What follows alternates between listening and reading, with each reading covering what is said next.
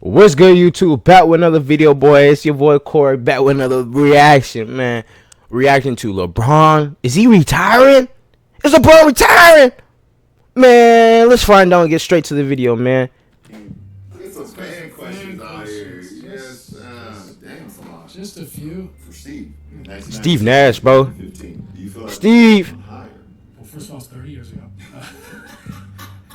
How does LeBron come up with all these handshakes? And how does he remember them all?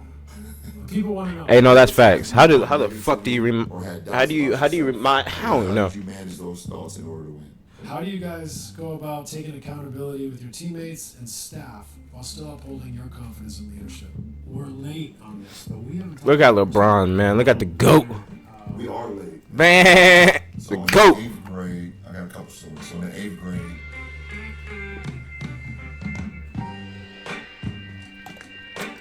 Look at the GOAT, man. And Steve Nash, one of the best point guards. If y'all don't know who Steve Nash is, man, y'all don't know the game of basketball, man. This episode was filmed on April 1st. This episode is sponsored by American Express. With Amex Platinum, enjoy a range of dresses. There's nothing like a complimentary third night on select bookings made through Amex. Man, shout out to Steve Nash and American Express, man. I need one of those. The cool ones, we're late on this, but we haven't talked about Chris Paul retiring. we are late. And apologies. Apologies. Shout out to Chris Paul, one of the best point guards. Point guards. Facts. Players to play in our league. Facts. Where do you start, CP3? Man, I mean, AAU basketball. So in the 8th grade, I got a couple stories. So in the 8th grade in Orlando, Florida, at the Worldwide Sports, it was a AAU national tournament there, and my AAU ball club was there. And in the Final Four, it was our team, Southern Cal All Stars. I believe they were. It was Chris Paul. It was Chris Paul's team. I think they were. Maybe they were. You know, that's crazy. That's crazy. I could be wrong about their name, and then one other team in the Final Four. And there would have been a chance that we met them in the finals, but they lost in the semis. We ended up losing to Southern California All-Stars. They were the best team, but I saw him there. Didn't get an opportunity to meet him, whatever the case may be. Obviously, I didn't know him. We were 14 years old. Fast forward. He could have played on Chris Paul's team. We're playing in Greensboro, North Carolina. That's how old this nigga is. This nigga fuck. HBCU weekend. It's crazy how this nigga's in the NBA going crazy and y'all still letting this nigga go crazy at 40 years old, bro. Team out of North Carolina. And after the game, Chris Paul comes in. We win that game, and Chris Paul comes into the locker room. And that's the first time I officially met him. I was 17. I think he was 16. He was the best point guard in North Carolina at the time. And I believe he was playing in that tournament. I believe his high school played in that tournament, but he came to the locker room. We met. And from then on, we kind of started like a friendship. To us playing the McDonald's game together, to me supporting him while he was at Wake Imagine Forest. if LeBron had Chris Paul in his team in the finals or in the NBA, man. Olympic teammates. Or that time when fucking Kobe could have had Chris Paul. But they said no. They so fucked up for that. Kobe should have had Chris Paul on his team. Kobe needed that help. They know he needed that help. Even his short time in Houston, making an impact there. His finals appearance with Phoenix, and so on and so on. And he's definitely going to go down as one of the best point guards that has ever played this game, one of the most fierce competitors ever played this game.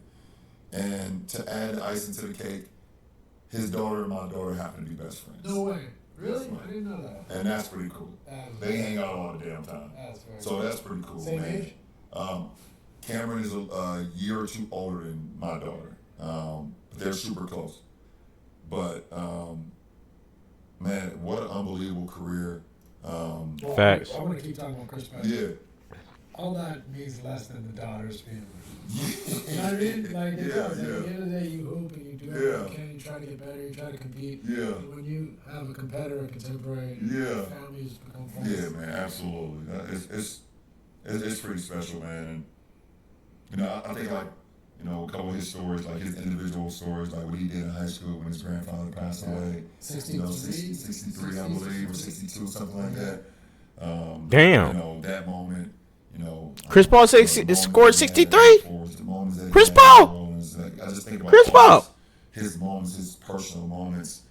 You know, I think about the Spurs series when he was with the Clippers, when he was playing with the hamstring, when he makes the floater over Tim Duncan high off the glass. You know, it's just, yeah. I'll be sitting here. The whole episode is when we about Chris Paul, because I have so many stories. But man, shout out, you know, Chris Paul, and now he gets to sit back and enjoy the fruits of his labor, enjoy his career, and he can be full-time Cliff Paul. Yeah. Yeah. The real Cliff Paul. Yeah, he throw that thick mustache on and be a full-time Cliff Paul. But in all seriousness, incredible career. Incredible career. Point guard to point guard. He's, you know, right up there with any of the greats I played against. Stockton, Kidd, Payton. I mean, he's amazing. I remember, I think it was his rookie year. I didn't know what to expect. Yeah. I think he might have had 40 and I had 36 or something, went like toe to toe, and I can't really remember, but I was like, oh, yeah, he can play. Yeah. Really, really play. And then, you know, just build his career on, you know, a combination of IQ, skill, Facts. toughness. Yeah. Facts. And, you know, the skill was elite. Bro, it's getting crazy, bro. I'm getting older. These guys getting older, bro. I remember when they were just young, man. I remember being young. I feel like I'm saying this shit, man. Remember, I'm only 23 years old. is people's competitive nature and toughness more than things that they happen to be able to do, right? And he loved the game. He loved to compete and loved to fight and all that stuff. So. Hall of Fame next. That's next. Hall of Fame. Hall of Fame next. And truly one of the all-time great point guards. Easy. So, shout out to Shout out to Chris Paul, man. CP3, one of the best Clippers that ever played a game, and one of the best to play at the motherfucker. What's it called? The Bobcats, or was it Charlotte? I think it was Bobcats. We all love. Or no, was it New Orleans? Wins when they happen. But those games are It's one of those teams, man. The final buzzer. They're one at practice. They enjoy meet, travel, serve, and Mind the game. I want to break down a play. You had a great late game playoffs versus Indiana. Oh man, we're taking it back, huh? Taking it back, just get your thoughts here. I have a little hair. And a little hair. But here we go. So they come down. They're going to go ice cream and roll Victor Oladipo. Yep. You recognize what they're going to and pre-switch, so you have some bonus, so you can take the matchup and take away their advantage and pick and roll. So now Victor isolates you. He actually gets you. Yeah. But that's why you took the switch. Yeah. She calls the speed. Yeah. I mean, first of all, shout out Victor Oladipo, because I mean that year, wow, he was electric. But yeah, I figured we scouted him a lot. Victor Oladipo, that series went crazy. You know, Victor and Sabonis. Either if you didn't switch, you was able to get Sabonis in the pocket, which was really good. And so I wanted to pre-switch it because I didn't want him to bring Kyle Korver up into a pick and roll to get that switch, or anyone of the other guys out there. To be completely honest, I feel like, you know, Jeff Green, I would trust him that. Larry Nance. LeBron's IQ is up there, bro. I'm trying to tell you. It's mine. It's your best player versus our best player, and you know, for me to kind of make that block was a huge block. Huge block. Now, Huge fucking block. Interesting about that a little bit. I remember that game. I remember watching that game. The adjustments that happened in the playoffs. Now they need to try to adjust. You're going to pre-switch, so now they have to move the potatoes and say you can't just pre-switch. And these are the things that go on. That's what makes it really difficult. Is how can we get it that they can't get LeBron or Larry Nance or whoever their better perimeter defenders are in the pick and roll. So that's playoff basketball. You got them that night, and the next night you're going to say, how do we get our screener coming out. The worst You manipulate the game. space, move the potatoes so that we've got the worst defender getting in the pick and roll. So, but you got him on that one. All right, and then off the stop. Bow. Yep. You got the play. You got the match. See that man LeBron, bro. This is the reason why he's a GOAT. Game time. This is the reason why he's the GOAT. Tied the series 2-2. That's pivotal at home. Yeah, at home. No, we're not going to after that. Otherwise, you go on the road down. Yeah, otherwise we go, and they haven't played great basketball. They was confident versus us. They beat us twice already, and listen, that's just a game 5. You definitely don't want to lose game 5 at home and go to Smith's building, being down 3-2. Indiana is a great place in the postseason to play, playoff basketball, and they're super loud. But That's the important part. But this play, basically, like think about two sides. So they tried to get Victor the ball screen so that he could get on the worst defender. mm-hmm. You actually blew it out by switching onto him, making a great defensive play. And then this, essentially, again, looking for a little road screen here. Yeah. They try to keep their matchup. And even Bogey trying to shadow me, but I made one move in and just dipped out. And Yeah, we got. And so this is the thing that I think is. I thought he could have cut right there too, but he made the right play. You can be clever, but you can't have multiple passes late in the game. It's too big of a risk. It's can we get the ball to our best player and let them make a play under our conditions, right? So for you in this situation, you got your catch. Now let's get everyone as flat as possible in space, and just hard dribble to get them to separate. I just trust the work right there. Free ball right there. In this situation, why the 3-ball here? What was going through his mind right there? Were you feeling good? Were you? Yeah, I just felt like that was just a rhythm. This is a great. I had a great rhythm to the dribble there, like. Yeah. Space to explode in your and I had a great rhythm, and I was able to get that left right down, and that ball just popped in my hand. I was like, it's time to rise. It's time to rise, and it was fun time. Nothing like it in the playoffs. A walk-off in the playoffs is insane. It's a Fan questions. Just a few. Braun got game. Wow, he hates you, clearly.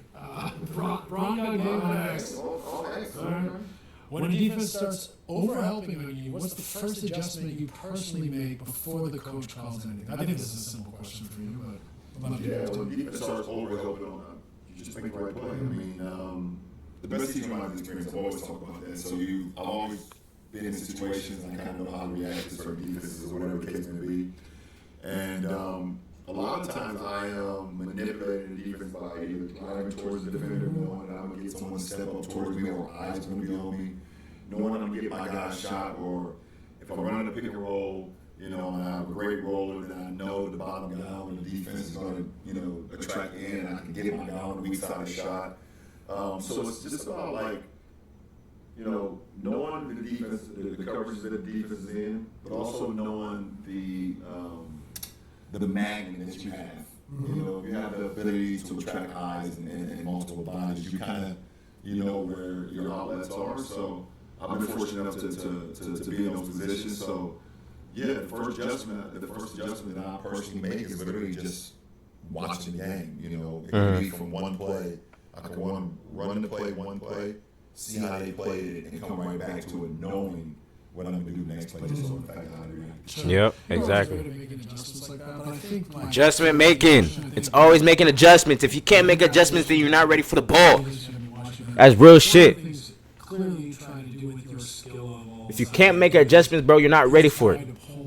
Whether he's driving at them to get to as tight to you as possible, or letting them get as close to you as possible, throwing it over their ear, shoulder, so that now your teammate has as much space as possible, right? So that's a natural innate thing that you do, is to try to create. Bro, he got a great co-host. Getting Steve Nash as a co-host is smart. Let him get all the way to me and then deliver over his shoulder. Something that you always did that allowed your teammate to have acres of space rather than, catching it and recover, right? So I think that's the important thing, is like, how skillful can you be? How well can you read? How good is your timing to be able to invite as much pressure as possible, but still be able to release the ball and have your teammate have more time?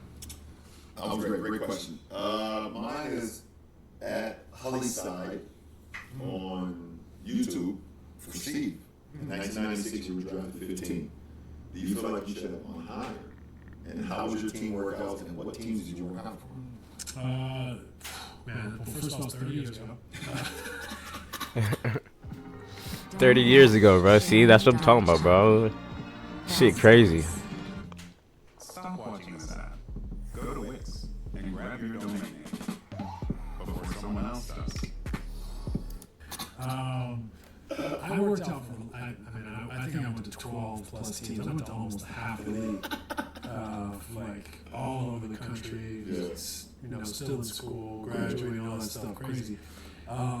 First question, not necessarily think I should have gone higher. Like I always had a growth mindset. Like I gotta improve, I gotta get better. So for me, I was like, I just want to get there and then improve that I can keep going. That was the biggest thing for me.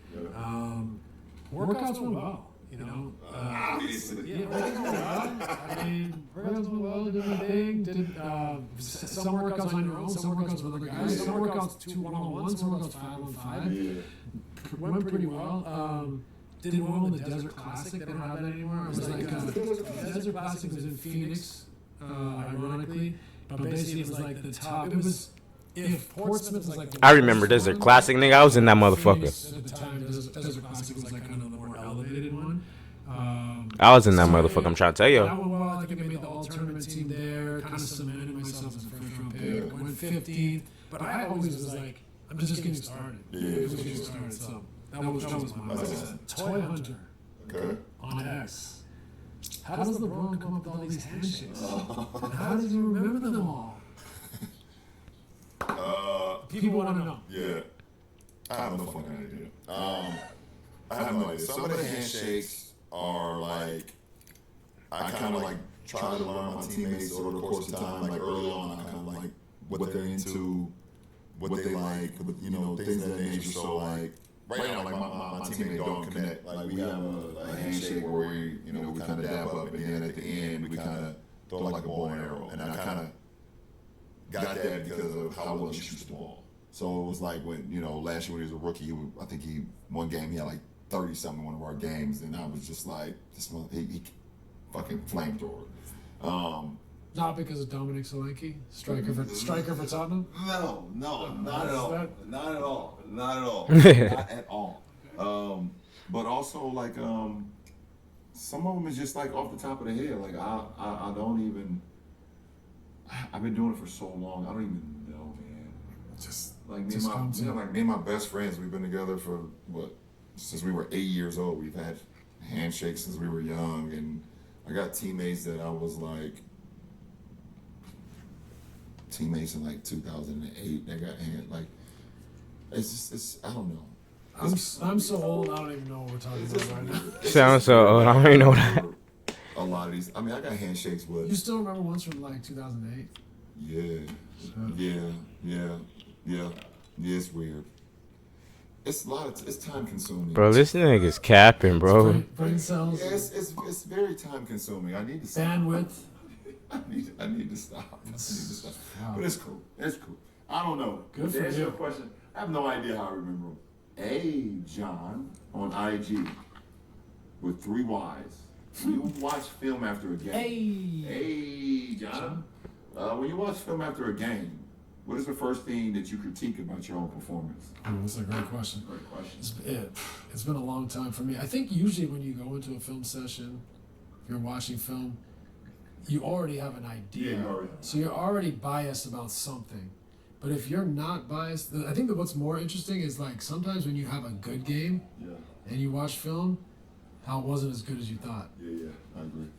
I think for me, I second that, exactly what you said. I think for me, like, it's some of the games when I'm like super passive or super passive in the sense of when I've had high turnover games. And it was because I was too passive. Right. Casual. Yeah, just super casual, and those are some of the games that like a lot of people see when I come to the bench. I grab a stat sheet, from one of our assistant coaches, and the first thing I look at is is my personal turnovers. You know, and then I kind of look at the opposing team's offensive rebounds and their fast break points. And the reason for that is like those are like effort plays. Like, are we boxing out? Are we getting defensive rebounds? And then are we getting back in transition? But the first thing I look at is my turnovers. Right. So that's kind of one of the things that I kind of critique myself on when I'm having non-aggressive turnovers. Like if I'm being aggressive, I'm going to the hole. You know, I try to make a skip pass to my teammate. It gets a turnover, or if I go to the hole and I get stripped or whatever, it's a turnover. I'm okay with those. But it's the ones that's like unforced turnovers or just not being aggressive, not reading, reacting, Or decisive. just not decisive one. So I would say that would be for me. Yeah, I think it's sometimes you play so many games. There's nights where you almost fool with the game, Yeah. right? You know, like so you get into this mode of like trying stuff or thinking you can get away with stuff, and it never really works. That never works out. Never It never works. works out. That never works out.